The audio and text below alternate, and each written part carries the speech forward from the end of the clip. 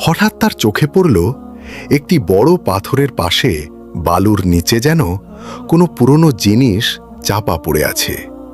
তিনি কাছে গেলেন, দেখা গেল একটি পুরনো চামড়ার থলি। থলিটি অস্বাভাবিক ভারী। তারপর আলতো করে মুখের বাঁধন খুললেন। মুহূর্তের মধ্যেই তার চোখ বিস্ময়ে বড় হয়ে গেল। ভেতরে সারি সারি স্বর্ণমুদ্রা। এত সম্পদ তিনি জীবনে কখনো দেখেননি। মনের ভেতর একের পর এক চিন্তা আসতে লাগল। আর কোনোদিন কষ্ট করে পাহাড়ে উঠতে হবে না। কিন্তু ঠিক তখনই তার হৃদয়ে আরেকটি কথা ভেসে উঠল। হামিদ, এই সম্পদ কি তোমার? তিনি সঙ্গে সঙ্গে চোখ বন্ধ করে ধীরে ধীরে বললেন, হে আল্লাহ, আমাকে শয়তানের কুমন্ত্রণা থেকে রক্ষা করুন। তিনি বুঝে গেলেন এটি নিশ্চয়ই কারো